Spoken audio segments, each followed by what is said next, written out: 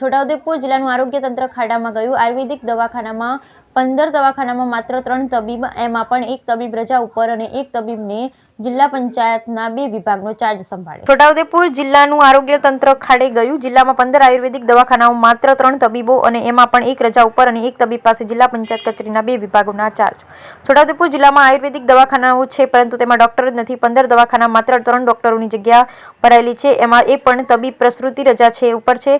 એટલે 2 તબીબો 15 દિવસમાં એકવાર એક દવાખાનામાં જઈ ફરજ બજાવે. 2 તબીબો પૈકી એક તબીબ ડોક્ટર પારુલબેન વસાવા પાસે આયુર્વેદિક અધિકારી અને આઈસીડીએસ શાખાના પ્રોગ્રામ ઓફિસરનો પણ ચાર્જ છે. દવાખાનાઓમાં તબીબો ના હોવાને કારણે દર્દીઓ હાલાકી ભોગવવા મજબૂર બન્યા છે.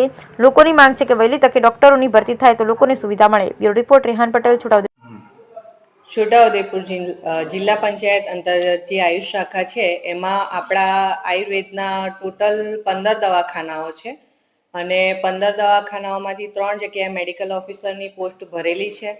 બાકીના જે દવાખાના છે હાલ ખાલી છે, જે બધા ચાર્જથી ચાલે છે.